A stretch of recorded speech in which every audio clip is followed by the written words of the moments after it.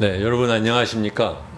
저희 열린민주당 TV에서는 그동안 그 부동산 정책에 대해서 다양한 분야의 전문가들을 모시고 이런저런 얘기를 갖다 듣고 있습니다. 저번 주에는 이제 한 주 쉬었죠. 그렇지만 그 전에 이제 정성원 교수를 모시고 우리나라의 도시주택 기금에 대한 문제점, 그다음에 뭐 토지주택공사의 문제점, 뭐 일반적인 공공임대주택의 문제점 이런 것에 대해서 살펴보았고, 그 다음에는 이제 전광수 교수를 모시고 우리나라 부동산 정책의 일반적인 비판적인 얘기를 들었습니다. 근데 오늘은 조금 좀 길을 좀 달리해서 그 민간 임대주택이라는 분야가 있습니다. 근데 거기에서 실제적으로 일을 하고 계신 분을 모시고 우리나라에서 그 공공이 지원하는 그 민간 임대주택은 어떻게 돌아가고 있는지 그 얘기를 들어보려고 하는데, 오늘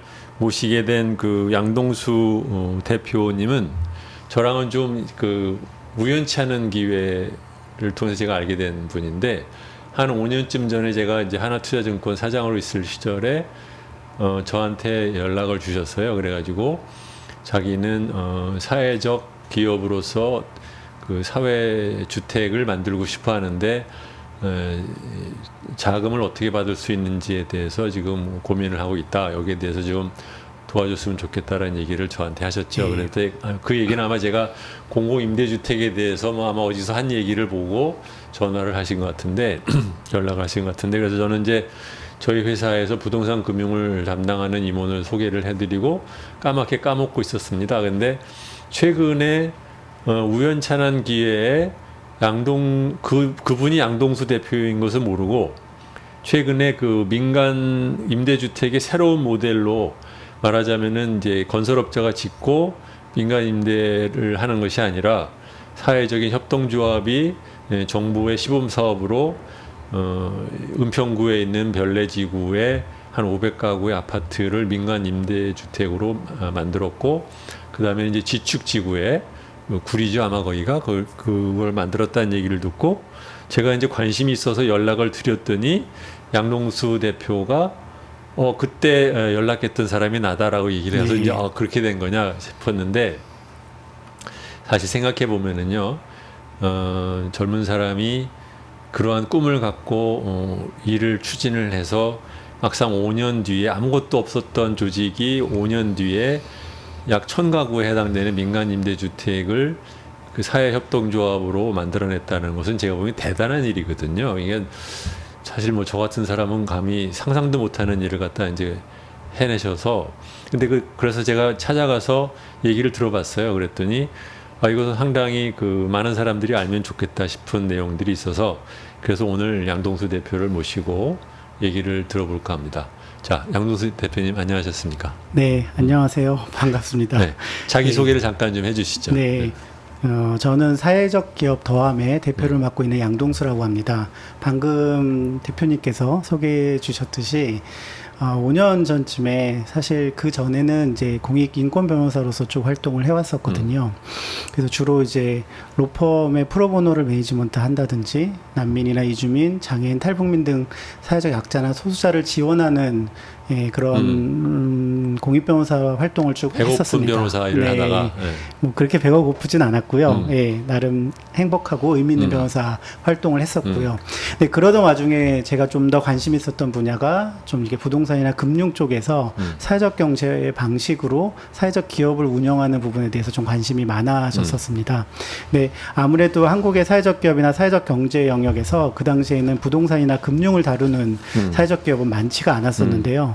저도 이제 여러 가지 제도에 대한 뭐 정책이나 제도를 이렇게 개선하는 주로 활동을 하다가 처음으로 이제 새로운 방식으로 이런 사업들을 기획을 하면서 그때 대표님께도 연락을 드리고, 또 다행히 그때 여러 가지 여러분들의 좀 도움을 얻어서 오늘 이제 소개해드릴 이런 공공지원 민간 임대주택 분야에서 협동조합형 모델로 새로운 어떤 시범 사업을 하게 될 수 있는 기회를 갖게 된 것 같습니다.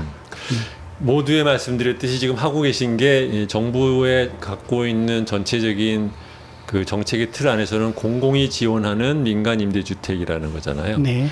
공공이 지원하는 민간 임대주택이 어떤 것인지 그걸 좀 대략 좀 설명을 좀 해주시죠. 네, 그 정부가 공공지원 민간 임대주택이라는 지금 정책을 수립해서 지금 이제 시행을 하고 있습니다. 그 원래 그 모태는 2015년도에 박근혜 정부 때 뉴스테이라고 이제 기업형 임대주택을 통해서 전월세 시장의 안정화를 추구하는 그런 이제 정책을 펼치게 된 적이 있었고요. 그때 2015년 8월에 이를 좀 뒷받침하기 위해서 민간임대주택 특별법을 만들게 되었거든요. 그리고 그해 12월 달에 그 법이 시행이 됐고요. 뉴스테이가 새로운 법을 통해서 들어온 거군요. 네. 2015년도에 법 통과되기 이미 이전에도 뭐 인천 도화지구에서 뭐 2,000세대 정도 이상으로 시범 사업이 이미 진행되고 있었고요. 그러니까 그 전에 이제 정책을 기획해서 2015년도부터 시작하고 2015년도 말부터는 법을 근거로 해가지고 이제 구체적으로 시행이 된 거죠. 그 당시에는 이제 지금하고 조금 상황이 어떻게 보면 다시 비슷해졌는데요. 그 당시에 전세가 조금씩 줄어들고 점점 이제 월세가 가속화되는 상황이었거든요. 그러면서 또 양질의 어떤 이 아파트가 임대주택이 없는 상황에서 네. 임대주택이라는 거는 공공에서만 제공하는 좀 저소득층을 위한 공공임대밖에 없다. 근데 이게 좀 더 이 전월세 시장이 안정화되고 오히려 분양보다는 임대 수요를 조금 더 안정화시키려면 좀 더 중산층이나 서민을 위해서 양질의 분양 아파트 수준의 그런 임대 아파트들을 많이 공급을 해야 되고 그것이 개인 사업자보다는 오히려 이렇게 기업형으로 이런 임대 사업자들을 키우는 것이 필요하다라고 그 당시 정부는 그렇게 판단을 했었고요. 그래서 그 법을 만들면서 그 기업형 임대 사업자에게 다양한 형태의 법적, 제도적 그리고 여러 가지 정책적 지원을 하는 그런 플랜을 만들어서 시행을 했었습니다. 그렇죠. 네. 구체적으로는 이제 원래는 이 그 공공지원 민간임대주택 사업은 마치 공공임대 사업처럼 정부의 주택 도시기금이 여기에 출자, 융자 보증을 하고요. 그리고 정부가 갖고 있는 LH가 갖고 있는 이런 신규 택지 지구에서 좋은 땅들을 또 택지 공급을 하는 이런 그 그러니까 혜택이 뉴스테이라는 주어진 게 거죠. 네. 토지주택공사가 택지로 개발한 땅의 일부를 건설업자한테 쌍값에 주고 플러스 아파트를 짓는 비용도 상당 부분 쌍값에 빌려주고 그렇게 네. 해서 짓고 나면 그 지은 것을 시장 가격에 가깝게 사람들한테 임대를 주고 네. 한 8년쯤 지나고 나면 네. 그것을 그 건설업자가 분양을 해서 집으로 팔 수 있는 네. 그런 비즈니스인 거죠. 맞습니다. 네. 그게 이제 아까 방금 말씀드린 대로 주택 도시기금이 들어오거나 그런 공공 택지를 이용해서 이제 주택을 짓게 되면 원래는 공공주택법에 근거하게 되거든요. 그러면 공공주택법에서는 임차인들을 모집하거나 그거에 대해서 분양을 전환하거나 임차인 자격을 정하거나 아니면 거기에 분양 전환을 하는 그런 과정에서 다양한 법적 제도적인 제한들이 있거든요. 굉장히 그 제한에 맞춰서 해야 되기 때문에 사실은 공공임대를 제외하고 정부가 공공이 직접 임대하는 공공임대를 제외하고는 민간 사업자들이 그런 임대 사업에 들어오기가 되게 어려운 구조였습니다. 근데 그런 주택도시기금과 토지를 그렇게 공급하고 여러 가지 제도적인 혜택을 줌에도 불구하고 그 민간임대주택 특별법에서는 초창기에는 아무런 제한이 없고요. 모든 제한을 다 풀어주고 딱 두 가지 제한. 8년 동안만 의무 임대를 해달라. 그리고 연 5%씩만 임대료 상승을 제한해달라. 딱 두 가지를 제외하고 나머지를 다 풀어준 굉장히 아주 획기적으로 임대 사업자들을 유치하기 위해서 그 문을 굉장히 많이 열어준 그런 그러니까 여기서 법이었습니다. 지금 제가 보기에 중요한 그 포인트는 뭐냐면 뉴스테이라는 것을 할 때 그 땅이 민간업자가 갖고 있던 원래 민간 소유의 땅에다가 짓는 게 아니었다. 초반에 그 기업형 임대 사업이라는 것을 잘 정책적으로 성공시키기 위해서 정부가 공공이 가지고 있는 땅을 먼저 많이 이렇게 확보해 가지고 그걸 제한한 건 맞고요. 줄 때는 그럼 무슨 값으로 줬어요? 시가로 뭐 경매를 해서 줬나요? 아니요. 어떻게 줬나요? 감정가로 이제 공급을 하게 되어 있고요. 감정가는 보통 시가에 대비해서 어느 정도 될까요? 뭐 시가하고 거의 비슷한 수준이죠. 근데 이제 토지를 막 조성했을 때의 감정가기 때문에 그 시가는 계속 빠르게 건설하기 전에도 또는 건설한 이후에도 또는 운영 기간에도 계속 올라갈 수밖에 없게 되는 거고요. 다만 그 이후에는 민간 택지를 오히려 활용을 해가지고 이런 공공지원 민간 임대를 하겠다고 하면 그 민간 택지를 활용해서도 할 수 있도록 열어주고요. 아, 그랬군요. 예, 오히려 정비 사업하고도 연계해서 재개발 재건축이 잘 안 되는 곳을 바로 재개발 재건축을 해서 분양을 하는 게 아니라 이렇게 공공지원 민간 임대로 하게 되면 우리가 이러이러한 혜택을 줄 테니까 그것도 이렇게 정비 사업 연계형으로 공공지원 민간 임대를 해라라고 하는 그런 이제 유형이 좀 더 다양화되기 시작을 하긴 했습니다. 근데 이 정책이 처음 실시를 됐을 때는 이게 득실이 확실하지가 않아가지고 그렇죠. 많은 그 건설업체들이 이제 머뭇거렸죠. 맞습니다. 그러다가 한 1, 2년 지나다가 보니까 이거 괜찮은 것 같은데 싶으니까 그 다음에 너무 많은 또 업체들이 막 몰려왔죠. 그렇죠. 예. 초반에는 확실히 이 건설 회사들 같은 경우에는 기존에 사업을 하던 방식이 주로 택지를 분양받아서 그것을 건설을 하고 바로 분양하고 이제 아웃하는 엑시트하는 이런 구조로만 주로 사업을 하다 보니까 본인들이 주로 건설 분양을 했지 건설하고 임대한다는 거에 대해서 이해가 없었던 거거든요.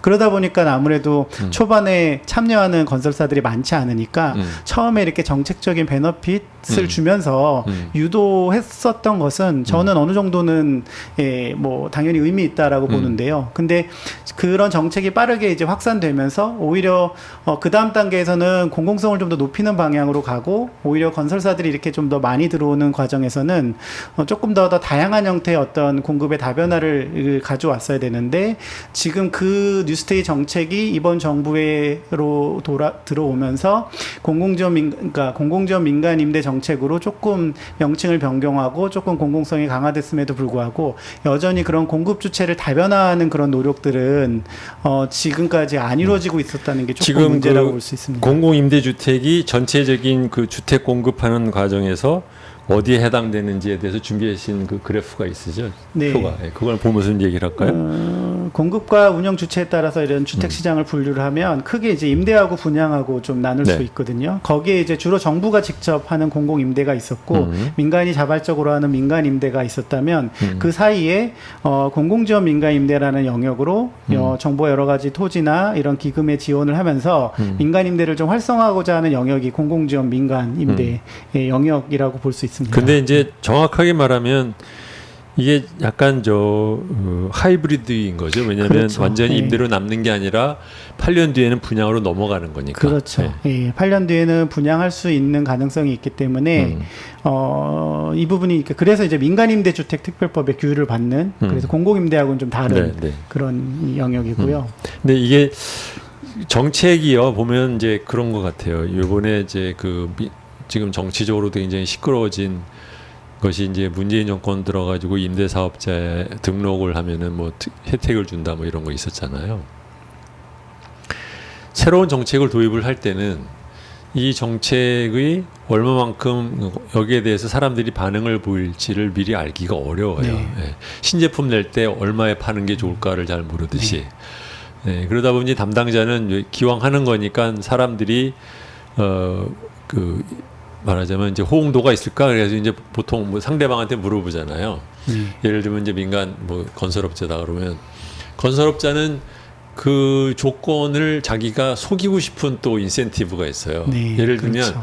이제 기업에서도 물건을 팔 때 이 값이면 사겠습니까? 그러면 자식들 속으로는 살 거면서도 너무 비싸잖아. 이거 좀 더 싸게 팔아야지 뭐 이런 식으로 말한단 말이죠. 그러면 이제 너무 값을 갖다 낮게 책정할 수도 있는데 제가 보기에는 뉴스테이 역시 그 조건을 보면 뭐 주택공사가 불화한 주는 이제 말하자면 감정가로 주는 그 땅을 받아가지고 어떻든 그 돈도 사실은 공공적인 자원을 받아가지고 8년간 임대만 하고 나면 나머지는 이제 자기가 분양하고 나가면 되는 거기 때문에 궁극적으로는 자기가 모든 이익을 향유를 하는데 거기에 비해서 지원하는 그 보조금은 너무 컸던 것 같아요. 그런데 그 처음에 이거 너무 심한 거 아니야? 라는 생각을 했는데 아니나 다를까 한 1, 2년 지나더니 막 원래의 건설업자만이 아니라 건설업이 본업이 아닌 기업들마저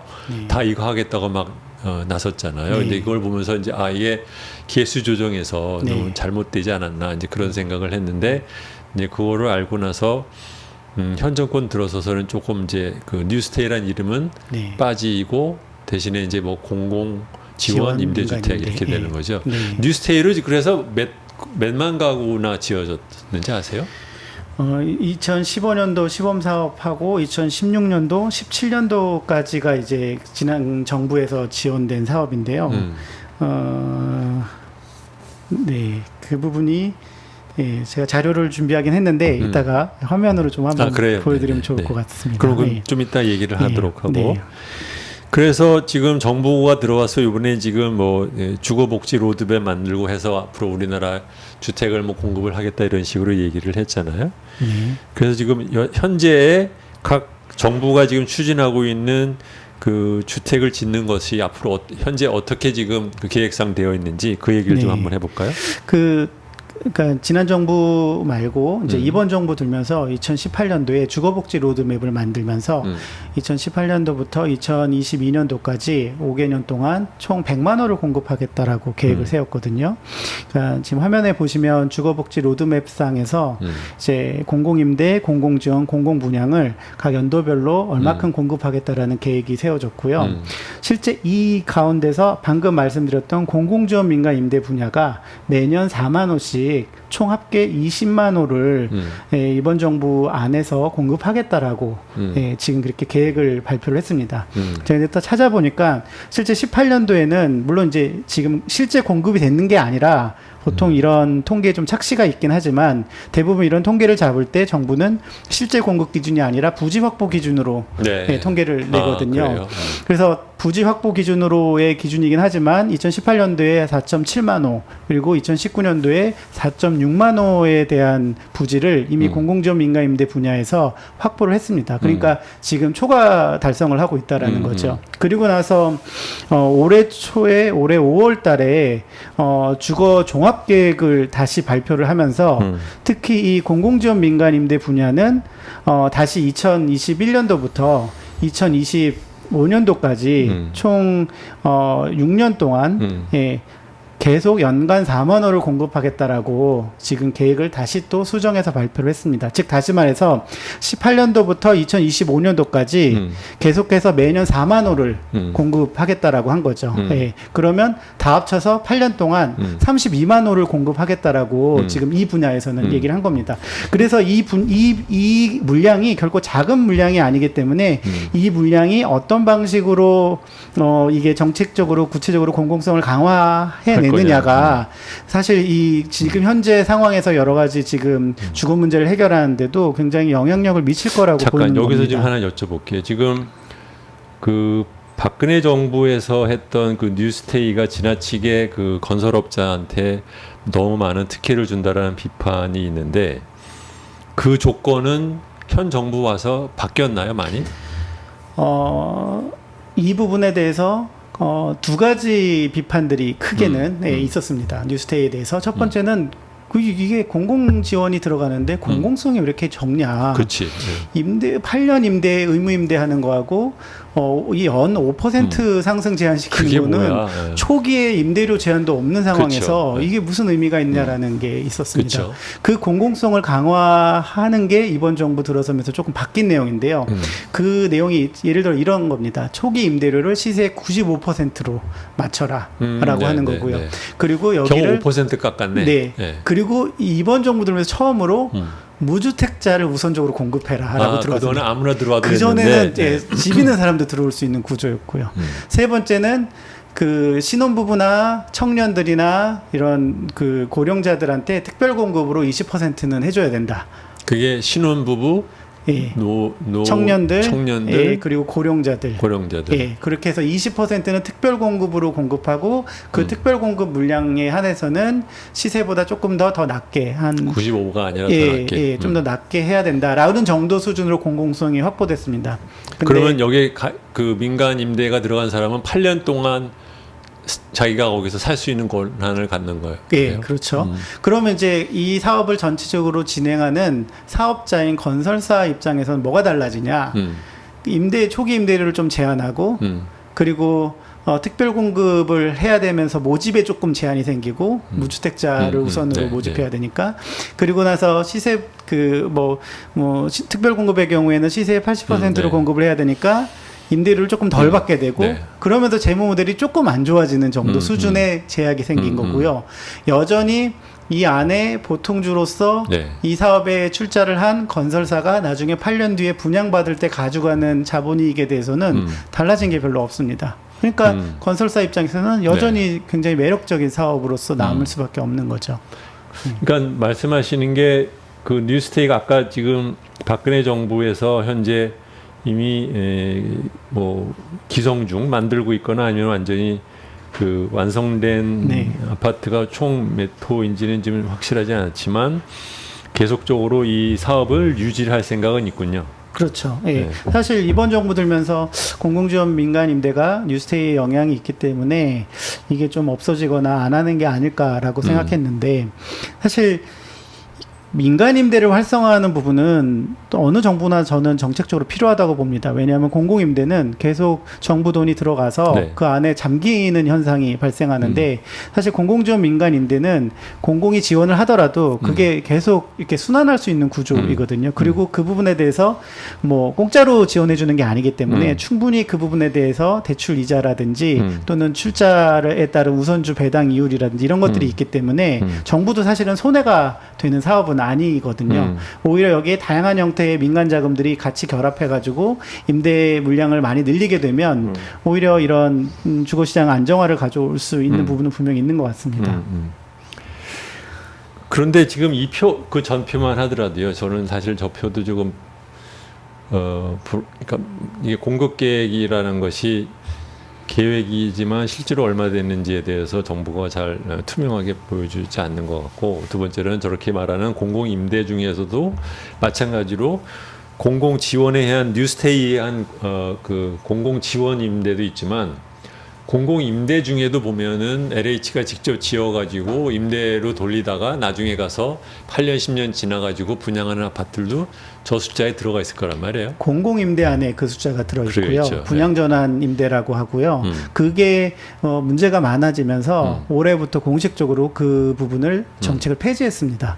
그래서 이 향후에는 공공 임대는 계속 정부가 공공이 끌고 가는 임대이고 그러면은 이제 분양 전환하는 건 말하는 없어진 거죠. 그럼 국민임대와 영구임대 그 두 가지만 하겠다?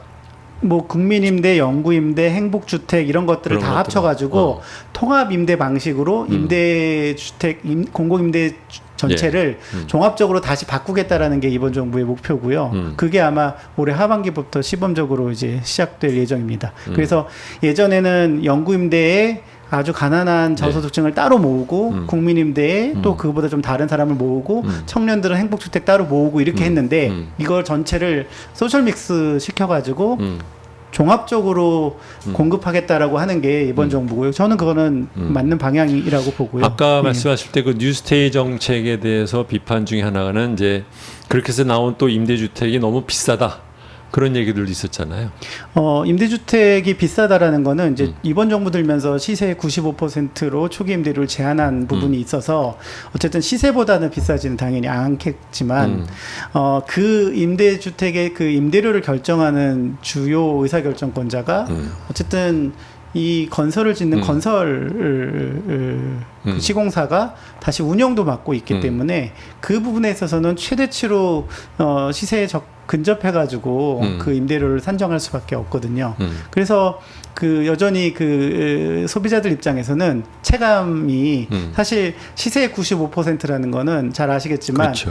어떻게 산정하느냐에 따라서 조금씩 다르잖아요. 그럼 뭐 5% 때문에 뭐 크게 차이가 나지는 그렇죠. 소비자 않는다라는 입장에서는 거죠. 뭐 당신이 어떻게 어디서 무슨 돈을 어떻게 땅을 구해왔는지까지는 모르지만 내 입장에서는 일반 내 시장에 나가지고 임대할 수 있는 주택에 비해서 뭔가가 더 좋은 점이 있어야 되는 거 아니냐라고 할 때 말할 수 있는 건 뭐냐면 적어도 8년 동안 주거의 안정성이 주어진다.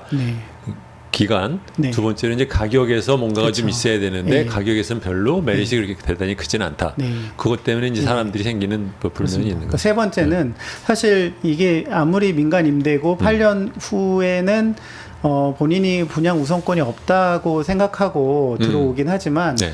대부분 이 뉴스테이나 또는 공공지원 민간임대에 들어오는 사람은 8년 동안 내가 살았으니까 최소한 내가 먼저 분양을 우선적으로 받게 되지 않을까 약간 그런 기대 심리가 분명히 있게 되거든요. 근데 8년 뒤에는 그 부분에 대해서 아무런 게 정해진 게 없으니까 당연히 정해진 게 없는 게 아니라 그냥 그 건물 주인이 판다고 돼 있잖아요. 그렇죠. 예, 남한테나. 건물 주인이 아무한테나 팔 수 있고 그거는 이제 민간 임대이기 때문에 민간의 그렇죠. 사법 예, 영역인 예. 거잖아요.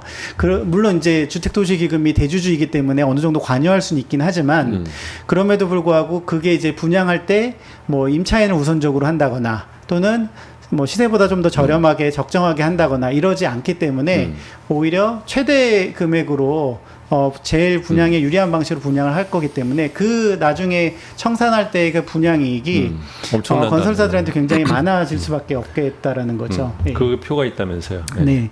사실 이거는 이미 그 뉴스테이가 시행되면서 벌써 그 다음해인 2017년도부터 문제가 좀 되기 시작을 했어요. 그래서 2017년도 국정감사 때부터 이제 국회의원님들이 이 자료를 좀 요청하셔가지고 이런 내용들을 이제 좀 발표를 하기 시작하셨죠.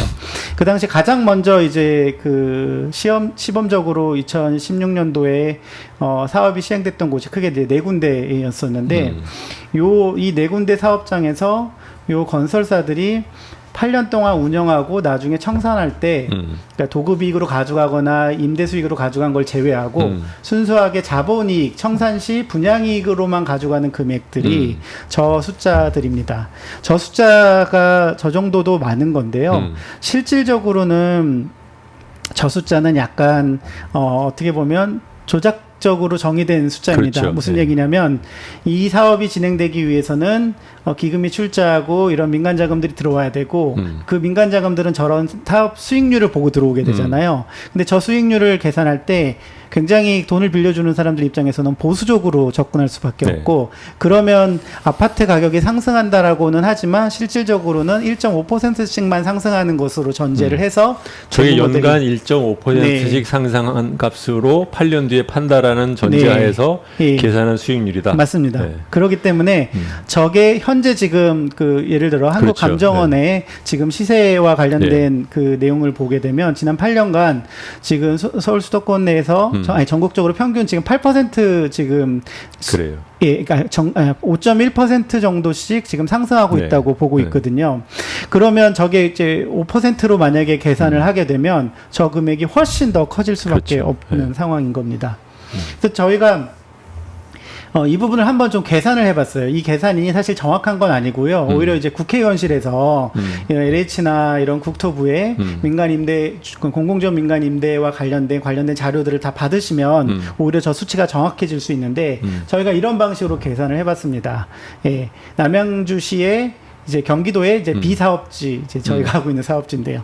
비사업지를 기준으로 이제 추산을 해본 겁니다. 저희는 491세대인데요. 네. 이 491세대에 저희 사업의 재무 모델에서 1.5%씩 상승한다라고 놓고 보면, 그러면 저 밑에, 예, 보통주 배당금이 177억 정도가 됩니다. 저희는 오히려 어떻게 계산한 거예요? 저게 뭐 어떻게 계산? 저거는 저희가 8년 운영 후 청산했을 때 아까 그 황희 의원실에서 방금 보여드린 금액처럼 네. 그 저렇게 연간 4만 호씩 18년부터 25년까지 지어서 사업을 하면 네. 그러면 11조 5,200원 정도의 네. 이익이 난다. 날 거라는 거예요. 그거를 이제 그 방법은 어떤 방법이냐면 이제 사업지 하나를 이제 예시로 든 겁니다. 예를 들어서 경기도에 있는 B 사업지를 기준으로 들면 여기는 재무 모델상에서 177억을 얻게 되거든요. 이 177억이 세대수로 나누면 대략 한 3,600만 원 정도가 그러니까 이 나옵니다. 얘기는 결국은 이제 그 8년 동안 실거래가 지수 상승률이 얼마만큼 그 예상되는 이익에 그 지대한 영향을 주는지를 보여주기 위해서 만드는 건데 네. 1.5%씩 상승한다고 하면 11조 5천이 이익이지만 예. 만약에 5%씩 상승한다고 생각하면 57조 6천의 이익이 나는 사업이 된다. 맞습니다. 그런 예. 얘기죠. 그러니까 만약에 이번 정부에서 18년도부터 25년도까지 공공지원 민간 임대 사업을 총 32만 호를 계획대로 주택 공급을 한다고 했을 때 저 얘기는 예. 이게 들어가는 비용, 뭐 금융 비용, 건설 비용 다 제하고 네, 순수한 그다음에 임대료 수익과 나중에 파는 값을 다 쳐서 낸 이익이 11조 또는 57조다라는 얘기인 그렇죠. 거죠. 네. 그러면 그 11조도 큰 금액인데 저거를 시세대로 그냥 팔아서 저 금액 전체가 사실상 건설사한테 갈 수 있는 이런 상황이라는 거죠. 그런 물론 여기서는 이제 그런 저희가 이제 도출한 가정은 약간 굉장히 약식이기 때문에 네. 뭐 이게 수도권 내에서 공급하는 공공지원 민간 임대인지 아니면 뭐 지방에서 공급하는 민간 임대인지 조금씩 다를 수는 있습니다. 근데 이제 보통 사업을 하는 사람 입장에서는 네. 이 사업의 수익성이 있는지 없는지를 보기 위해서 굉장히 중요한 것이 이제 8년 뒤에 땅값이 또는 네. 아파트가 얼마나 팔리느냐가 중요한데 네. 그러면 이제 자기네들이 생각하기에 뭐 월스트 이제 최악의 시나리오는 얼마, 네. 뭐 최상의 시나리오는 얼마, 그러면 그렇죠. 이제 중간에서 어느 정도 날 거다 네. 뭐 이렇게 계산하는데 그 중에서 이제 1.5%라는 네, 그 시나리오가 워스트 시나리오. 어느 정도의 월스트에 해당될까 아니면은 뭐 그냥 보수적인 시나리오일까 뭐 그건 잘 방금 모르죠. 말씀드린 대로 지금 지난 5년간 그러니까 8년간 평균 아파트 상승률이 연 근데 그건 이제 5%. 사후적인 얘기고 네. 네, 사업하는 입장에서는 앞으로 8년 그렇죠. 미래는 모르는 네. 거니까 네. 좋은 것은 좀 깎아서 계산을 해야 되고 뭐 그런 건 그쵸. 있지만 네. 전체적으로 우리가 이제 저 표를 통해서 알 수 있는 것은 뭐냐면 저 사업을 통해서 그 사업을 하는 민간 업체가 좋은 비교적 뭐 우리 지난 5년간에 걸쳤던 우리나라의 집가 상승률이라는 것이 유지된다고 생각할 때는 엄청난 이익을 볼 수 있는 맞습니다. 사업을 네. 지금 우리가 네. 정부가 지원해서 하고 있다 그런 네. 얘기인 거죠. 그렇죠. 네. 네. 그리고 이제 저희가 계속 지금 정부 이제 정책 당국에 얘기하고 있는 또 사업지 하나를 예를 들면 좀 더 그게 네. 명확해지는데요. 지금 사실은 이제 좀 늦어질 수도 있지만 원래 올해 2020년도에 이제 지금 매년 아까 말씀드린 그 부지 확보한 것을 기준으로 해서 공공지원 민간 임대가 이제 공모가 계속 나오고 있거든요. 근데 9월 달에 공모 예정인 과천에 사업지가 하나가 있습니다. 여기는 한 780세대 정도 공급하는 사업지인데요.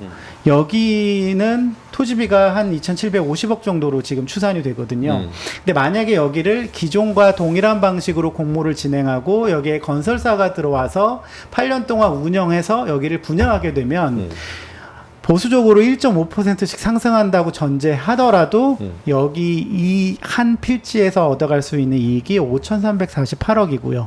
그게 5% 이상으로 상승한다 그러면 한 1조 5천억이 훨씬 넘는 저렇게 금액이 될 수 그 있다라는 거죠. 수익률이 높게 되는 이유가 뭐예요? 과천 같은 경우에는요, 여기에 토지 공급가나 이런 것들이 현재 지금 과천의 그 집가 상승을 반영하지 못하고 왜 그렇게 있고요. 싸게 공급을 해줘요? 그러니까 저것도 굉장히 사실 비싸게 공급하는 거긴 한데요. 이미 집가가 너무 많이 올랐기 때문에 그거에 맞춰서 그러니까 약간 이제 현실적인 괴리가 발생을 하는 거죠. 예. 아니 근데 아무로나 그 비싸게 올라간 땅을 8년 뒤에 자기들이 팔 수 있는데 네. 원래보다 몇 년 전보다 비싸졌다고 해서 싸게 줘야 될 이유가 없잖아요. 그러니까 토지에 대한 감정가는 토지를 조성하고 나서 이제 감정할 때 그 당시에 그 현상을 기준으로 하잖아요. 그러니까 아직 여기는 이제 과천 지식정보타운은 과천 바로 옆에 네. 과천하고 붙어 있는 이제 새로운 이제 그 주거지이거든요. 그래서 여기도 이제 과천과 유사하게 과천보다 조금 낮게 만약에 이제 시세가 형성이 된다면 저 정도 금액이 될 거라는 건데 아직은 지금 여기는 토지를 조성하고 이제 공급을 하고 있는 단계니까 감정을 해도 저 정도 토지비 정도가 나오는 거고요. 물론 저 정도 금액도 엄청나게 비싼 토지비이긴 하지만요. 아니 근데 지금 주택 네. 가격 상승률이 1.5%임에 불구하더라도 저렇게까지 높은 많은 이 수익률이 나야 될 이유가 잘 모르겠네. 그렇습니까? 그러기 때문에 사실 저런 토지의 경우에는 더더욱 더 공공성을 높이는 방향으로 공모 요건이 바뀌어야 된다는 거죠. 저걸 사업을 따기 위해서는 뭐 어떻게 하는 겁니까? 이제 비딩을 경쟁 들어가는 입찰을 하는 거고요. 값을 네, 아니요, 값은 아니고요. 그러면? 설계 공모를 하게 됩니다. 여기를 이렇게 짓겠다라고 하는 정도인 거죠. 그러면 그 공모에서 건축 계획과 재무 계획과 임대 관리 운영 계획을 보게 되거든요. 그러면은 그거는 뭐 어떤 사람 어떻게 보면은 숫자로 딱 떨어지는 게 아니라 뭐 보기 그렇죠. 좋은 그래프 뭐 그렇죠. 말하자면 네. 프레젠테이션을 하면 네. 그러면 갑자기 수천억을 버는 거가 되는 그렇죠. 거라. 그래서 여기서는 그러면 저 심사위원들한테 또 엄청난 로비가 가고 뭐 복마전되기 딱 좋은 구조네. 맞습니다. 그래서 오히려 이런 구조를 어떻게 하면 좀 더 개선할 수 있을까라고 하는 부분은 조금 더 뭐 건설사가 경쟁을 한다고 하더라도 훨씬 더 공공성을 높이는 제안을 하는 데를 이제 선정할 수 있도록 요건을 조금 바꾸는 겁니다. 예를 들어서 사실은 8년이 아니라 우리는 여기를 정말 장기 공공 지원 민간 임대를 끌고 가겠다. 우리는 여기 20년 이상 하겠다. 얼마든지 여기 20년 이상 할 수 있거든요. 그러면 공모를 할 때 길게 하는 사람한테 주겠다고 해도 되는 거 아니에요? 그렇죠. 그리고 여기는 시세보다 뭐 95%가 아니라 여기는 사실 50%까지도 낮출 수 있습니다. 50%까지 낮춰서 오히려 여기는 더 이런 사회적 약자나 취약계층들을 위해서 공급하겠다.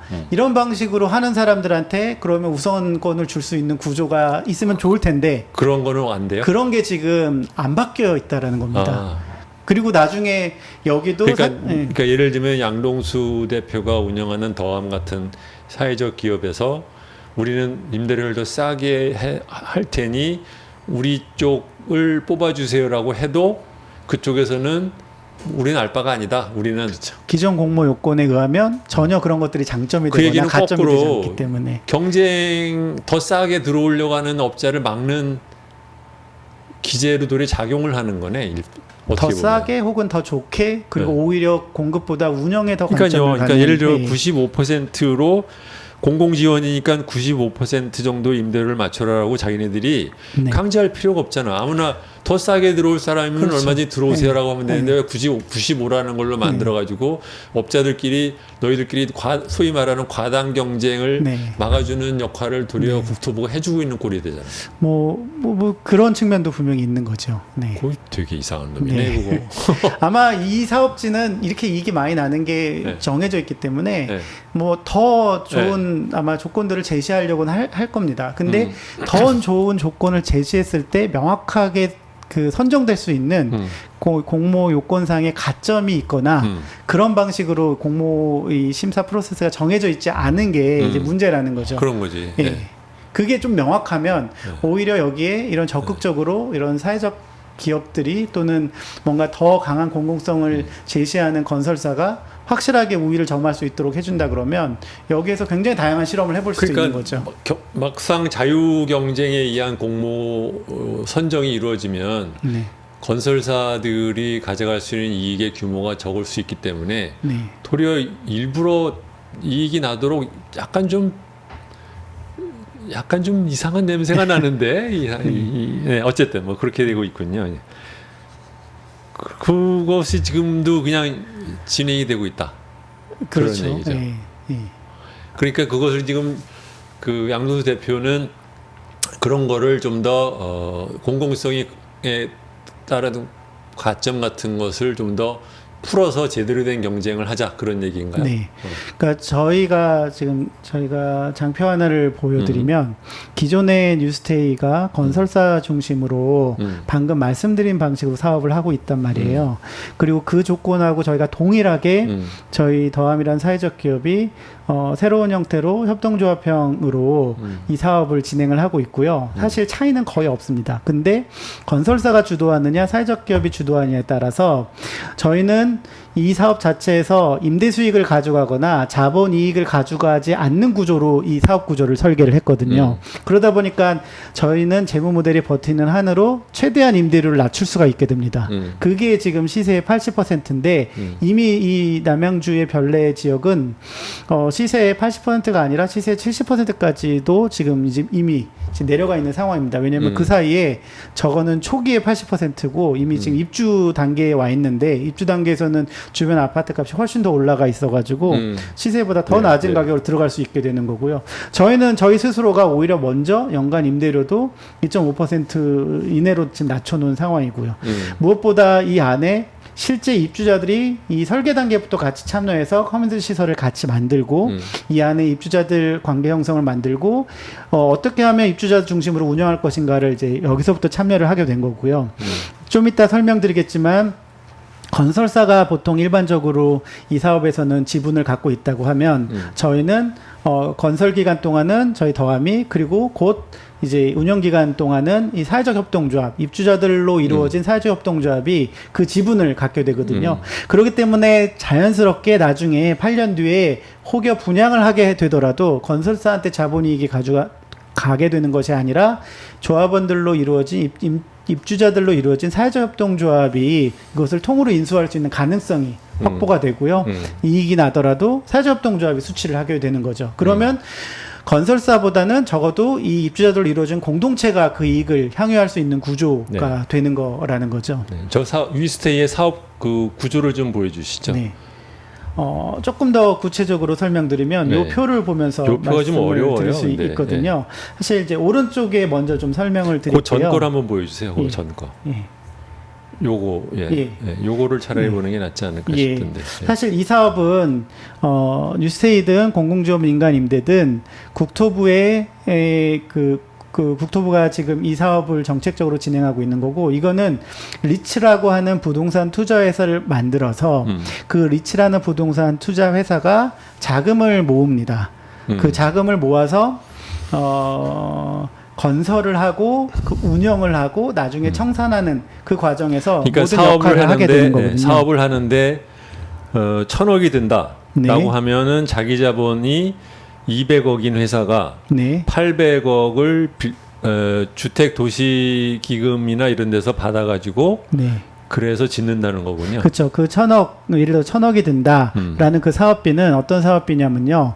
건설을 하고 그 다음에 운영하는 데 들어가는 네, 모든 네. 비용까지 다 오케이, 합쳐가지고 전체 사업비를 이거 얘기합니다. 너무 자세할 건 없고요. 네. 어쨌든 간에 1,000억이 들어가는데 네. 80%는 공공에서 지원하는 대출로 조달하고 네. 20%는 자기 자본으로 조달을 하는데 네. 그 20% 안에도 역시 다시 또 주택도시기금이 갖고 있는 지분이 있고 네. 그다음에는 더함에서 갖고 있는 지분이 있고 건설사 이거는 위스테이 경우는요. 네. 건설사도 들어가고 네. 그다음에 뭐 자산관리회사라는 데도 들어가서 이렇게 그 사람들이 돈을 모아서 200억을 갖다 만드는데 네. 그 중에서 또 막상 더함이 들어간 돈은 얼마였어요? 그러니까 저 주택도시기금이 네. 지금 그 전체적으로 들어간 돈이 저 자기자본 전체를 100으로 놓고 보면 80%가 주택도시기금이 우선주로 저기 들어갔고요. 자기 자본 20% 중에 80%가 예. 주택도시기금이 출자한 우선주다. 예. 예. 그런 얘기인 거죠. 그리고 예. 그 나머지 20%의 그럼 대부분이 200억에 80이니까 160억. 그렇죠. 네. 예. 그다음에 이제 나머지 40억에 대해서 더함이나 예. 건설사나 이런 데서 했다는 얘기죠. 예. 근데 이제 만약에 이게 위스테이가 아니고 원래대로 하면 뉴스테이면 네. 그러면 어떻게 돼요? 그 저기에서 더함이 빠지고요. 건설사나 자산관리회사만 있게 되는데요. 저희는 여기에서 건설사가 자산관리회사가 사실은 없어도 되는 구조고요. 그렇죠. 이제 일부 저희가 자금이 모자라서 아니요. 이게 지금 제가 네. 여쭤보는 네. 이유는 아까 이제 그래서 제가 그 뉴스테이에 대한 얘기의 구조를 좀 먼저 얘기를 했어야 되지 않을까 생각하는 맞아요. 게 뭐냐면 예. 뉴스테이 역시 민간이 회사가 들어가서 자기 돈으로 사업을 한다고 하지만 기본적으로 80%는 주택 도시 기금이나 같은 데서 공공성인 대출을 받는 것이 하나 있고 네. 두 번째 저기 자기 자본이라고 하지만 자기 자본 중에서도 또다시 80%는 20%에 80%, 16%는 또다시 우선주로 들어가는 거기 때문에 민간업자가 막상 자기 돈을 박는 거는 크지 않다.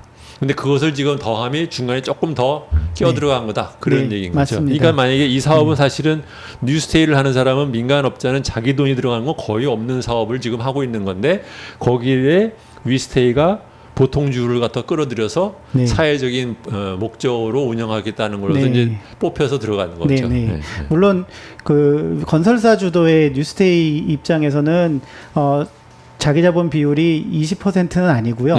조금 더 쉽게 네, 형성이 네, 돼 네. 있긴 합니다. 그런 것들을 네, 이제 네. 주택도시기금이 유도는 하고 있거든요. 그러니까 자기 자본 20% 중에 20%만이 아니라 조금 더 들어간다. 네. 그런 얘기죠. 예. 네, 알겠습니다. 뭐 최대는 50%까지는 들어가기 네, 네. 되어 근데 있습니다. 뭐- 예.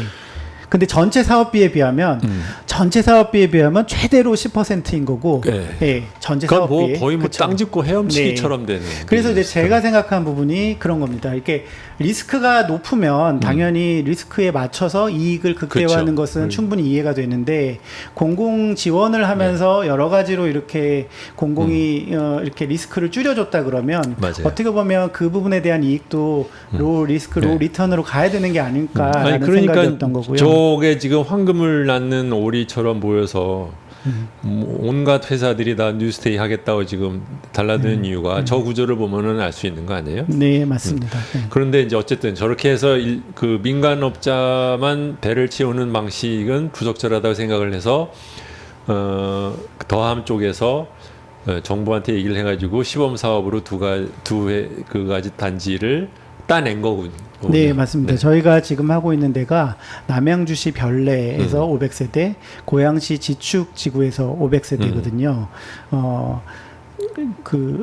네, 이제 오른쪽 구조는 네. 뭐 복잡해서 그러니까 네. 이게는 이제 이런 거죠. 그러니까 말하자면 민간업자한테 공공 지원하는 임대주택을 지으라고 하면 이 사람은 어쨌든간에 최대한 돈을 많이 벌어낼 수 있는 것을 만들기 위해서는 뭐 공공 있을 수 있는 뭐 이런저런 지원 시설 이런 것을 최대한으로 줄이고 어쨌든 돈만 많이 벌어가면 되는 구조로 만들어내는데 이제 그렇게 하면은 사실은 거기에 임대하는 사람들 입장에서 좋은 커뮤니티로서의 쾌적한 주거 생활을 즐기는 데는 한계가 있으니 네.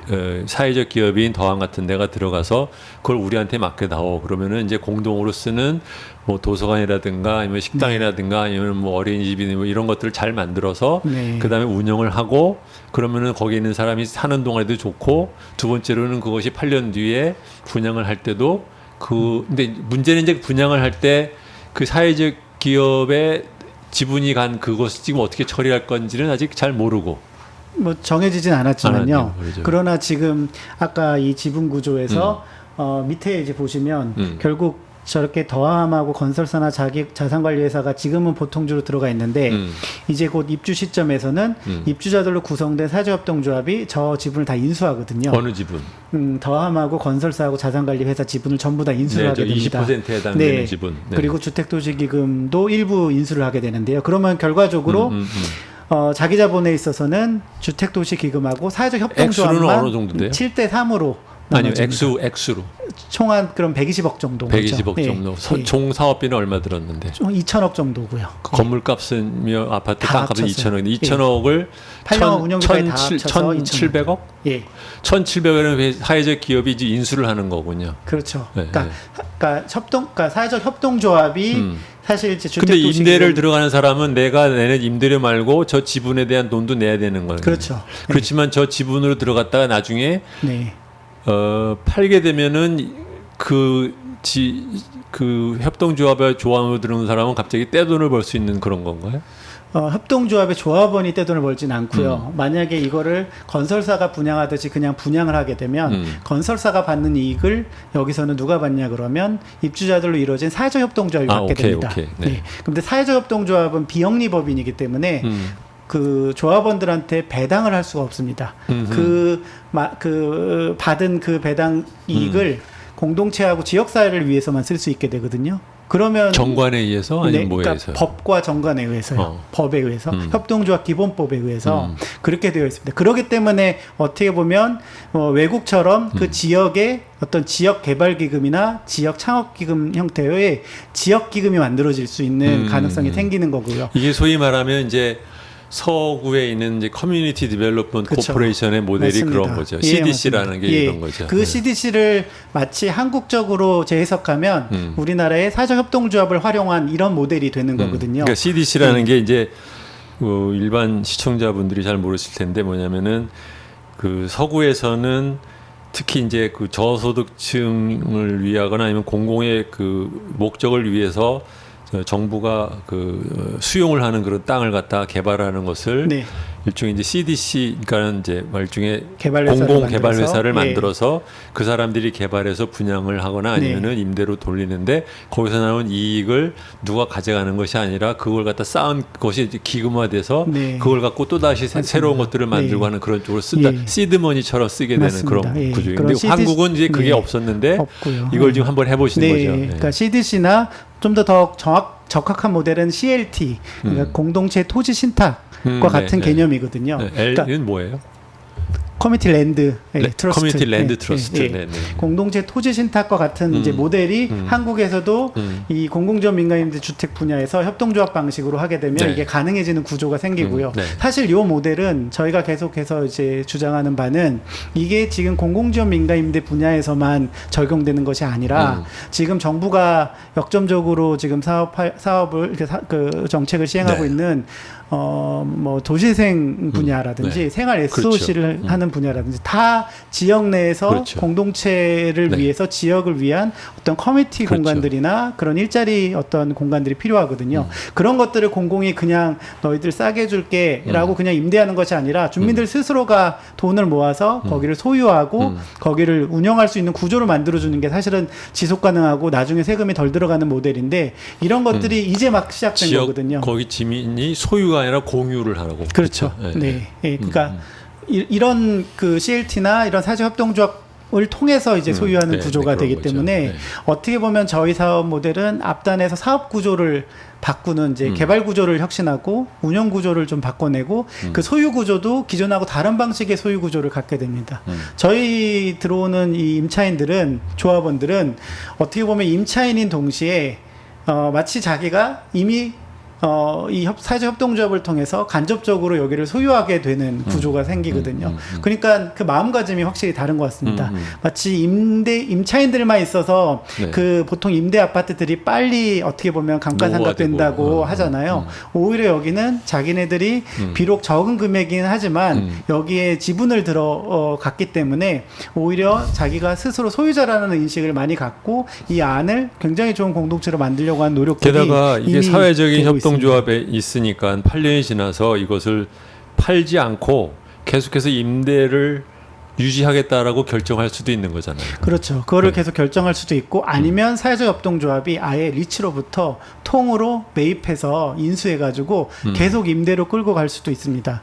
그렇게 되면 가장 잠깐. 예. 이 단지를 사회적 협동조합이 소유하는 게 아니에요? 리츠가 따로 있어요?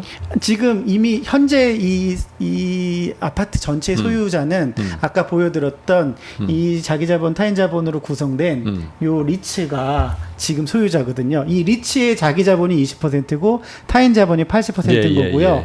사회적 협동조합은 이 리츠의 주주가 되는 겁니다. 리츠의 주주다. 근데 알았습니다. 이 리츠라는 거는 주택도시기금이 들어있으니까 계속해서 언제까지? 그러니까 지금 이제 임대하고 8년 동안 들어가 있는 거고요. 8년 동안. 8년 뒤에는 청산을 하게 돼 있잖아요. 그러면 첫 번째 모델은 방금 말씀하신 대로 계속 주택도시기금이 이 기금 출자 융자 보증을 연장하면서 계속 끌고 가는 모델이고요. 근데 그렇게 되면 계속 적자가 발생할 수 있거든요. 그러니까 기금도 적절한 선에서 이거를 털고 밖으로 나가줘야 그러니까 다른 데 지금 투자할 수가 있게 말씀하시는 되잖아요. 거는 뭐냐면 8년 뒤에 LH공사는 저것을 분양을 해서 돈을 받아야 빌려준 돈도 받을 수 있고 자기 자본으로 간 자기 그렇죠. 지분도 회수를 할 수 있다. 네. 라는 얘기인 거죠. 그렇죠. 그렇죠? 네. 근데 그것을 네. 그러면은 LH공사가 나가려고 할 때 그 돈을 어디선가 또 지금 타인자본 80과 주택공사가 우선주로 돼 있는 그 돈을 어디선가 갖고 와야 네. 그렇게 해야 된다라는 얘기인 거죠. 맞습니다. 네. 8년 뒤에는 이제 리파이낸싱을 해야 될 수도 있고요. 근데 그 리파이낸싱이 지금 현재 이 빌리는 이자율에 비하면 그렇게 높게 안 가져와도 되기 때문에 그거를 그대로 사회적협동조합이 통으로 인수하는, 그러니까 리츠의 주주인 사회적협동조합이 이번에는 아예 그걸 통으로 인수해서 사회적협동조합이 이걸 전체를 소유하게 만들 수도 있다라고. 그 얘기는 리츠가 어디선가 돈을 장기로 대출을 받아와서 LH공사가 빠져나가는 돈을 변제를 하고 들어가야 된다는 네, 얘기인가요? 그럴 수 있는 거죠. 근데 실제로 그런 거는 저 주택도시기금의 우선주만 대체시키면 되잖아요. 예. 그 부분은 다시 조합원들이 추가 출자를 해서 짓느라고 들어갔던 80%에 해당되는 돈, 예, 그 돈도 갚아야 되잖아요. 그 돈은 갚아야 되는데 그 기금 융자 부분에 있어서는 지금 충분히 이렇게 연장하거나 리파이낸싱 해도 비슷한 금리로 가져올 수 있다라고 지금 판단이 되는 거거든요. 차환한다. 이거 네. 빌린 돈을 네. 빌려서 갚는다. 네네. 그렇기 때문에 실제로는 저 자기자본의 주택도시기금이 현재 오케이. 가지고 있는 지분만 인수하게 되면 실질적으로는 사회적협동조합이 소유할 수 있는 구조가 생기는 거죠.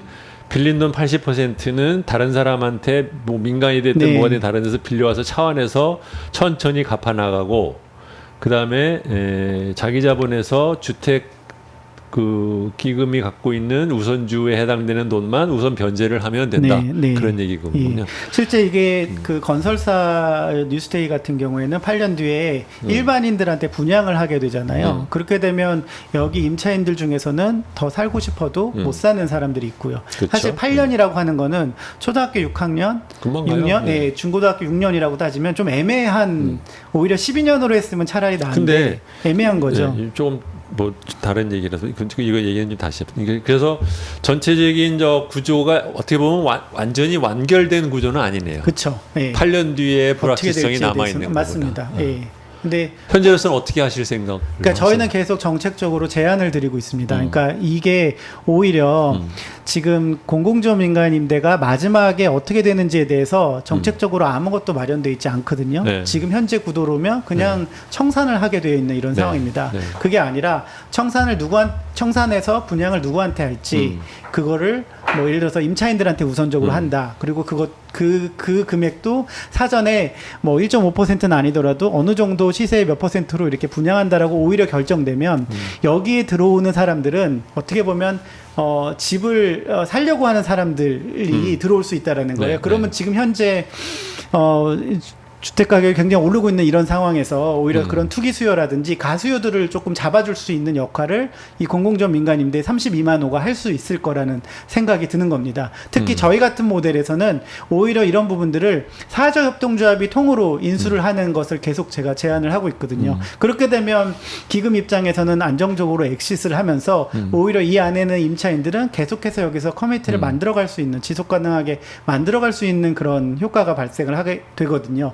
그리고 실제 분양을 하는 것보다 사회적협동조합이 이것을 통으로 인수해서 계속 임대로 지속 가능하게 가는 것이 더 좋은 게 뭐냐면, 분양을 하려고 그러면 또 분양을 그 당시에 받을 수 있는 사람만 받고 물론이죠. 나머지는 나가야 되잖아요. 물론이죠. 근데 이거를 임대로 계속하게 되면 실질적으로는 분양금을 낼 수 있는 사람은 분양의 효과를 누리면서 계속 살 수 있고, 분양을 다 받을 수 있는 돈이 없는 사람들은 일부 지분을 내고 일부는 계속 임대료로 내게 되면 계속 여기서 또 살 수 있게 되거든요. 그래서 공동체가 깨지지 않는 효과를 만들 수가 있을 거라고 생각하기 때문에 계속 그 제안을 하고는 있습니다. 이런 사회적 주택이라는 게 지금 하시면서 뭐 외국 같은 데를 좀 뭐 이렇게 뭐 벤치마킹 여행 같은 거 좀 다녀보셨나요?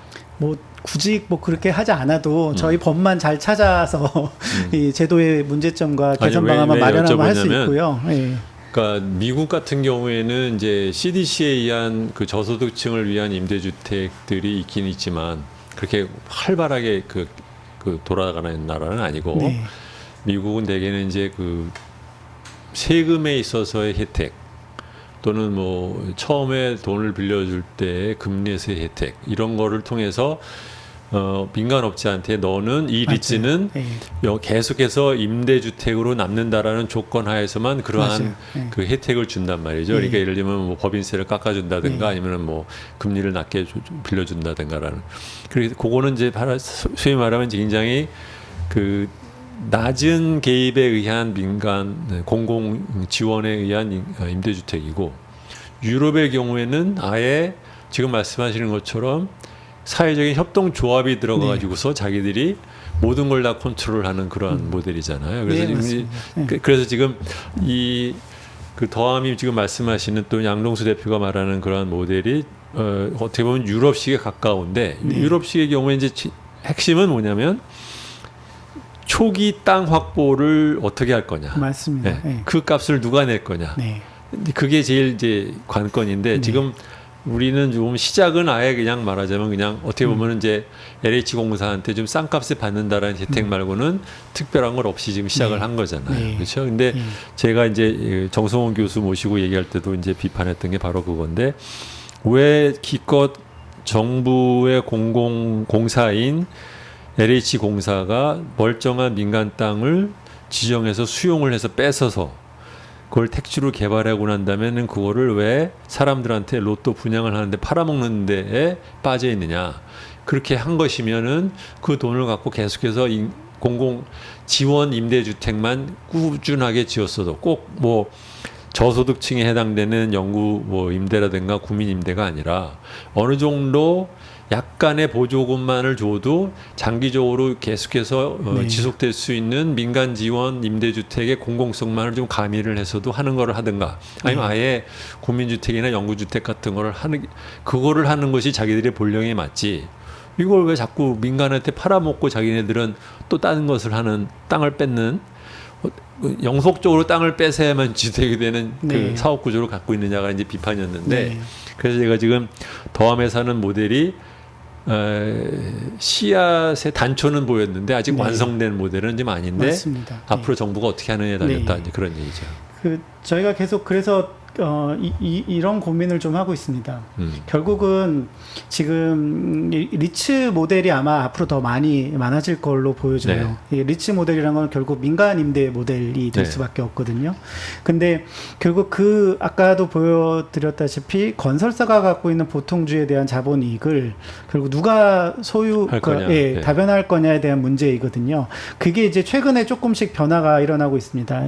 국토부도 2020년 5월에 발표한 수도권 주택 공급 강화 방안에서는 여기 임차인으로 들어오지만 임차인이 이 리츠의 주식 일부를 5천만 원까지는 취득하게 해주는 거예요. 그러면 나중에 뭐 8년 10년 뒤에 살고 나가더라도 이 아파트 가격이 오르게 되면 그만큼의 자본이익을 같이 공유할 수 있는 구조가 생기게 되거든요. 그거는 어떻게 보면 이 소유 구조를 조금 변화시키는 부분입니다. 그렇지만 여전히 네. 여기 문제는 이제 우리가 원하는 것은 궁극적으로 임대주택으로 남아있게 하는 방법이 중요하지 들어온 사람이 뭐 불평 안 하고 뭐 이익 낼 수 있게 하나 중요한 건 아니잖아요. 그렇죠. 그거는 맞는데요. 지금 이제 집을 소유하려고 하는 사람들의 욕망들을 어떻게 다룰 아니 것인가에 대한 소유하고 관점에서 싶으면 시장 가서 사라는 거야. 왜 자꾸 네. 국가의 권력을 이용해서 싼값에 받아 먹으려고 하느냐 이거죠. 그러니까 저는 이제 이런 생각을 좀 하게 되더라고요. 기본적으로 국가가 공공임대를 특히 적절한 곳에, 그러니까 그 장소하고 또 그 품질에 있어서 좋은 품질의 좋은 장소에 공공임대를 많이 늘리는 게 필요하다. 근데 지금 현재 상황은 그 부분이 많이 빠르게 네. 늘어나지 않는 이런 예. 상황이잖아요. 그리고 그러려면 막대한 예산이 들어갈 수밖에 없는 이런 구조라고 하면 아까 말씀하신 대로 적어도 지금 3기 신도시나 새롭게 아마 이번 주에 발표될 뭐 서울이나 수도권의 주택 공급 강화 방안을 놓고 얘기를 하면 적어도 땅을 그냥 파는 이런 문제는 없어야 되겠다. 오히려 계속 땅은 보유한 상태에서 땅을 정부가 직접 보유하지 못하면 최소한 공공적인 어떤 기금이나 네. 공공성이 가미된 어떤 이런 네. 리츠를 만들어 가지고 그런 데서 땅을 보유하게 하고 계속해서 이것들을 임대로 끌고 갈 수 있는 방안이 필요한데 그게 지금 아마 공공지원 민간 임대를 어떻게 바꾸느냐에 따라 다를 거다라고 하는 거예요. 최근에 지금 뭐 용산 정비창 얘기도 나오고 그러는데 제가 현재 알고 있는 계획으로는 그 정비창에 그게 뭐 8,000세대든 15,000세대든 60%는 공공임대를 넣고 또 그 중에 40%는 뭐 일부 뭐 분양, 공공 분양을 넣고 일부는 민간에게 뭐 팔고 이런 구조로 또 설계를 한단 말이에요. 신도시도 마찬가지거든요. 공공임대를 넣고 또 공공 분양을 넣고 또 민간에게 택지를 팔고 건설사에게 그리고 거기에 공공지원 민간임대를 또 넣고 그래서 공공지원 민간임대가 매년 4만 원씩 부지를 확보하겠다라고 하는 거거든요. 그런데 적어도 거기에서 지금은 공공 분양 또 또는 민간에게 택지를 파는 거는 최대한 보류하고 오히려 거기에 공공임대를 많이 짓거나 그 부분에 대한 예산이 부족해서 공공지원 민간 임대로 돌린다고 하면 그 부분을 오히려 적절하게 활용을 하게 되면 더 공공성 있는 이런 임대로 민간이 좀 갈 수 있도록 하지 않을까. 그게 건설사를 그렇게 유도할 수도 있고요. 오히려 저희 같은 사회적 경제 주체들을 적극적으로 활용하면 그런 소셜 디벨로퍼들이 조금씩 많아지고 있기 때문에 오히려 이익을 좀 낮추더라도 양질의 어떤 이 그 저렴한 가격에 어포더블 하우징을 더 많이 공급하려고 하는 그런 개발 이런 시행사들이 더 많아지고 있거든요. 그런 데랑 결합을 해서 정책을 조금 더 다변화하는 게 지금은 필요하지 않을까라는 게 이제 요즘 저희가 계속 얘기하고 있는 주장입니다. 정책을 하는 사람 입장에서는 이제 그 땅값을 그냥 임대료만 받아가지고 묵혀도 이렇게 소위 말하면 되냐 뭐 이런 생각을 할 수 있는 거죠. 근데 이제 네. 우리가 지금 그 지난 방송에서 얘기를 했던 것은 애초에 주택도시기금이며 이런 것들을 만든 이유가 바로 그런 공공적인 주택을 만들기 위해서 그 운영이 돼야 되지 자꾸 그걸 갖다 그 싼값에 누구한테 그 개인 주택으로 팔아먹는 쪽으로 지금 몰아가는 이 전체적인 큰 그림에서 문제가 있다는 것을 이제 다양한 각도에서 얘기를 네. 드리기 위해서 양 대표님 같은 것도 모시는 건데 그렇죠. 그러니까 중요한 것은 뭐 다음 주에는 이제 경기도시공사의 사장님을 모시는데 그거예요. 그러니까 처음 지을 때 들어가는 돈을 제 생각은 이런 겁니다. 뭐냐면 가만히 놔두면 민간업자가 어디선가 땅을 사가지고 그 땅으로 건물을 져요. 그러고 난 다음에는 그것을 뭐 서양의 경우에 이제 리츠한테 판단 말이죠. 그러면 이걸 임대주택으로 돌려서 리츠가 돌아간단 말이에요. 그러니까 민간에서도 장기적인 파이낸싱만 되면 임대주택으로서도 충분하게 수익성이 나는 비즈니스가 얼마든지 있다. 네. 그러면은 아니 민간업자도 할 수 있는 장기 임대주택 비즈니스를 네. 공공이 못할 이유가 하나도 없는 거예요. 그렇잖아요? 네, 그 부분은 저는 조금 생각이 다른 것 같습니다. 그러니까 사실 민간 분야의 자율성과 창의성을 더 많이 확대시키고 더 이게 그 민간 임대 시장이 공공적 성격을 가지면서 잘 굴러갈 수 있게 역할을 하는 게 저는 공공의 역할인 것 같고요.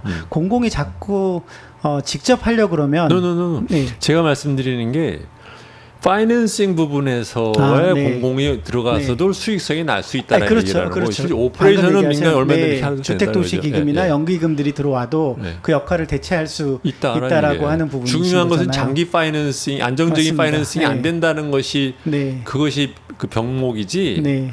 장기적인 수익성에서 문제가 될 이유는 없다라는 네, 거거든요. 맞습니다. 그거는 네, 저도 동의하고요. 예. 그래서 뭐 지금 뭐 시가 대비라고 하는데 제가 보기에는 시가가 그러면은 시가 대비 한 80% 정도만 해도 충분히 공공성이 있는 거죠. 대신에 좋은 퀄리티에 해당되는 소위 말하면 이제 그 우리가 흔히 생각하는 임대주택이라고 하면 무슨 뭐 위치도 안 좋고 건물도 네. 싸구려졌고 뭐 관리도 잘 안 되고 뭐 이런 식의 슬럼식의 네. 공공 임대주택이 아니라 네. 충분히 시민들이 쾌적하게 네. 빌려서 살 수 있고 그것도 각각 가족의 니즈에 따라서 어떤 사람은 원베드룸 어떤 사람은 투베드룸 다양한 맞습니다. 구조도 네. 다양한데 한국은 이상하게 그러한 쪽으로는 전혀 발전이 안 되고 있어서 네. 그래서 답답한 거죠. 예. 그 제가 방금 말씀드렸던 게 그런 내용인데요. 그거를 그렇게 이제 유도하거나 이제 활성화하려 그러면 오히려 공공이 해야 될 역할과 민간이 해야 될 역할을 좀 나누고요. 그렇죠. 민간이 그렇게 자율적으로 창의적으로 그런 것들을 할 수 있도록. 근데 그게 건설사 주도가 되지 않도록 그렇죠. 하는 게 좀 필요합니다. 그런 거죠. 예. 네. 오히려 수요자 중심으로 입주자 중심으로 그런 소비자 중심으로 그런 것들이 바뀔 수 있도록 구조를 짜주는 게 좀 필요하거든요. 뭐 정확한 표현은 예. 지역 주민의 니즈에 그렇죠. 맞춰서. 네. 그런 부분입니다. 경기도 기본주택도 저는 뭐 네이밍은 굉장히 아주 논쟁적으로 잘 지으신 것 같더라고요. 근데 내용을 들여다보면 저희 사업하고 입주자들로 이루어진 사회적협동조합이 없을 뿐이지 내용은 거의 유사하거든요. 근데 저는 굉장히 좋은 제안인 것 같습니다. 경기도에서 낸 제안이. 근데 다만 이제 제가 경기도에 좀 더 적극적으로 다시 제안하고 싶은 거는 저도 경기도형 이런 사회주택이나 공동체 주택을 정책을 만드는데 일부 관여하기도 했긴 했지만 계속 이러한 논의들을 고민해온 주체들이 있습니다. 그런 주체들과 함께 같이 협력해서 이것들을 만들어가는 게 되게 중요한데 네.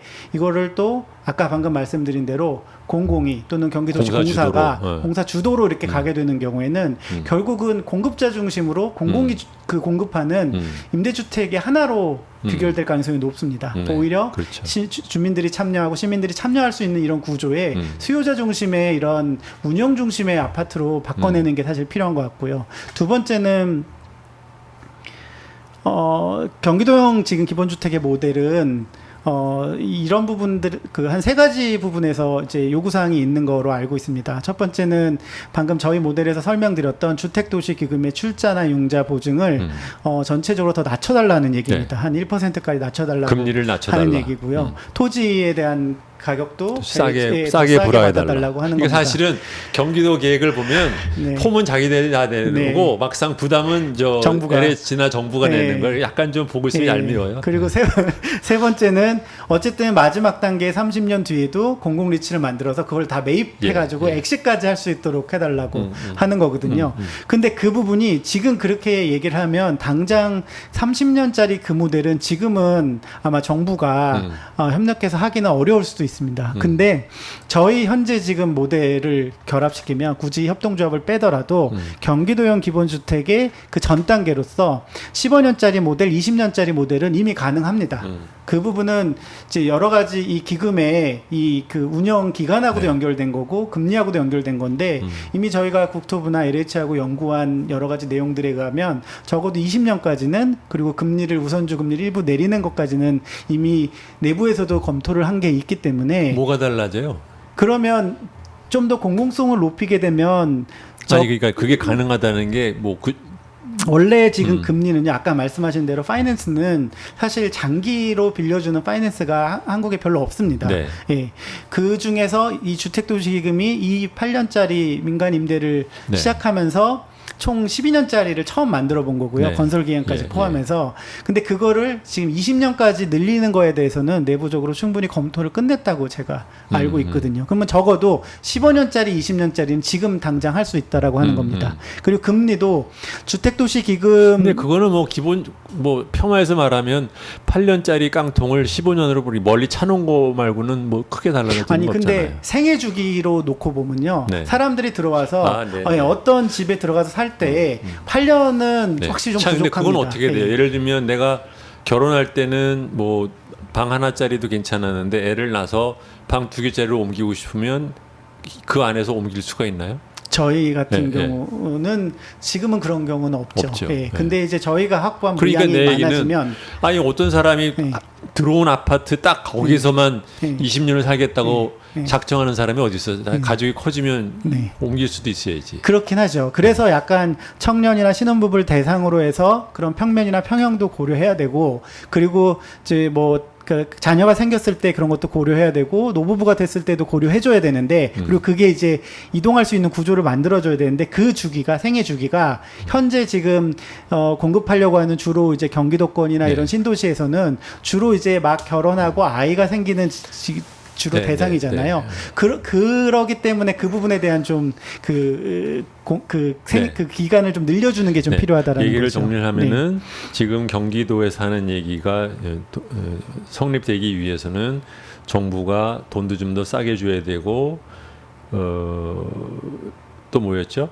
용적률도 올려줘야 되고 금리도 땅값을 좀 싸게 좀 줘야 되고 마지막에 공공리츠를 만들어서 매입해서 엑시도 해줘야 되고 그런 것들이 있다 그런 얘기군요. 그 자세한 얘기는 다음 주에 그 이현욱 사장을 만나고 들어볼게요. 이현욱 사장님 만나시면 그것도 굉장히 좋고 그것도 반드시 돼야 되는데 네. 15년짜리나 20년짜리로도 지금 당장 할 수 있는 것도 빠르게 하시면 다음 주에 더 효과가 나와가지고서는 좋을 이쪽에 거다. 앉아서 같이 한번 같이 신문을 한번 해볼까요? 네, 나중에 따로 뵙도록 하겠습니다.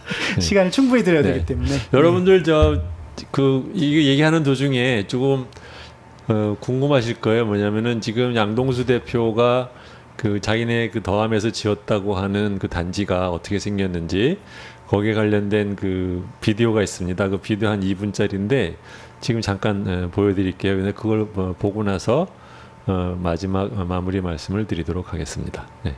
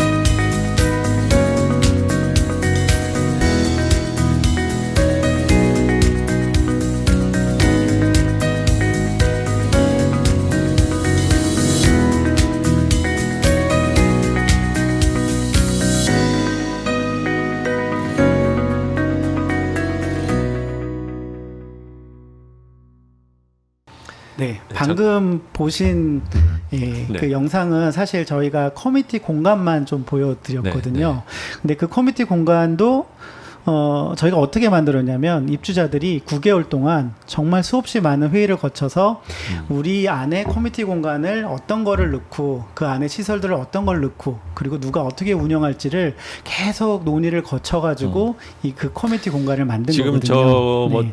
저 그 동영상이 말하자면 이제 마케팅용으로 만들었다는 게 이제 임대주택으로 들어온 사람들한테 이제 이렇게 잘 만들어서 들어와라는 것으로 만드는 건데 그 영상의 특징은 뭐냐면 저 영상을 통해서 이제 드러나는 특징은 뭐냐면 일반적으로 그냥 아파트 들어가면 뭐 관리사무소 요새는 조금 있지만 이제 주민들을 위한 아주 뭐 최소한의 시설 정도만 있는데 더함에서 만들어낸 이 두 단지는 공동으로 사용할 수 있는 그 시설을 굉장히 잘 만들어 놨다라는 것이고 지금 말씀하시는 건 그것도 일방적으로 만든 게 아니라 들어가는 입주 예정인 사람들이 모여서 오랜 시간에 걸쳐서 자기들끼리 얘기를 해가지고 만들었다 그런 얘기인 것이죠. 맞습니다. 그러니까 저희가 생각하는 사회적 부동산 모델은 단순히 싸고 저렴하게 그 뭐 아파트를 공급하는 게 중요한 게 아니라 비지떡 많이 만들어내는 게 중요한 게 아니라 그 안에 들어오는 사람들이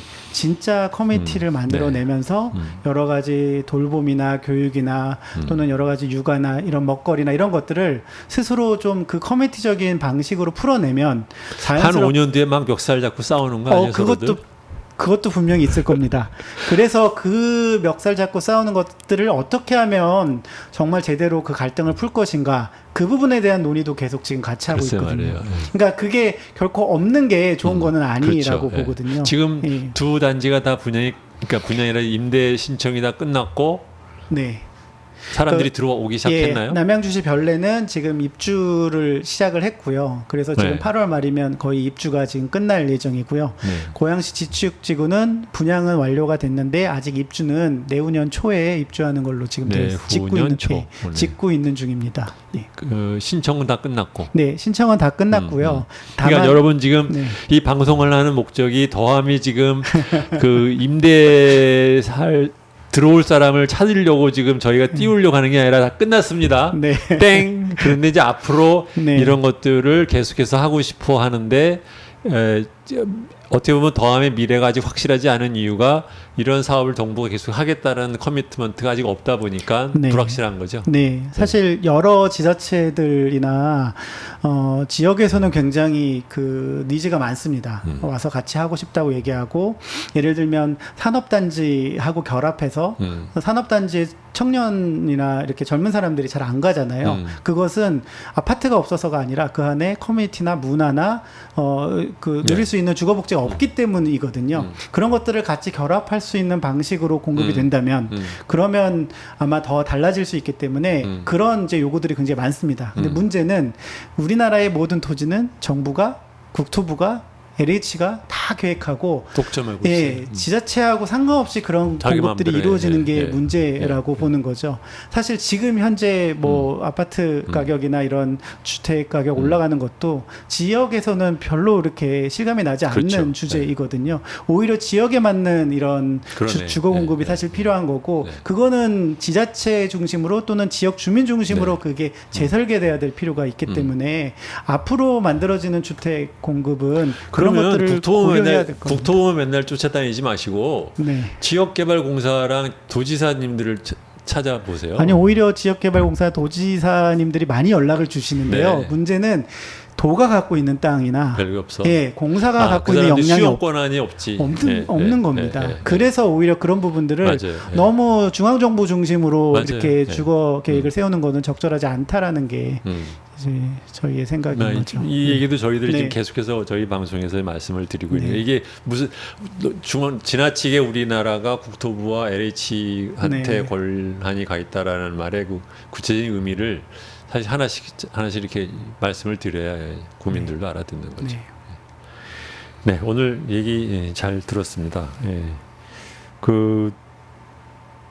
뭐 어떻게 보면은 이제 두 더함이 만들어서 운영을 하는 임대주택에 들어가신 분들은 이제 운이 좋은 행복하신 분들이고, 또 앞으로 잘 되기를 바라지만, 사실은 뭐 더함 말고도 이런 식으로 사회적인 주택을 크게 작게 뭐 하시는 분들이 이제 많잖아요. 근데 네. 이제 이런 것들이 더 활발하게 될 수 있도록 정부가 다 자기네들이 나서서 처음부터 끝까지 하겠다고 하지 말고 그런 분들이 할 수 있는 룸을 만들어주고, 사실은 전부 다 도와줄 필요가 없는 거거든요. 조금만 도와줘도 네. 나머지는 그 사람들이 할 수 있는 것들이 있으니까 그런 모델을 앞으로 정부가 할 수 있게 되기를 크게 기대하기는 어렵지만 그래도 좀 바랍니다. 만약에 네.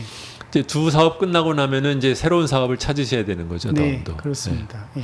여러분 그 지역에 있는 국회의원들이나 뭐 도지사나 아니면 정치인들한테 이런 사회적인 기업이 계속해서 좋은 개발을 계속해서 할 수 있도록 여러분들도 관심을 갖고 정치인들한테 얘기를 해주시기 바랍니다. 오늘 한 시간 반 했나요? 네. 네, 생각보다 얘기가 굉장히 길어졌는데, 네. 근데 막상 얘기하려니까 할 말 많죠. 네, 그러네요. 네. 감사합니다. 네. 좋은 기회 주셔서. 네. 네. 제가 정당 당사는 태어나 처음 와봅니다. 그게 네. 열린민주당이라는 게 참 신기하네요. 감사드립니다. 초대해 주셔서. 조촐해요. 네. 네, 고맙습니다. 네, 감사합니다. 안녕히 계세요. 네.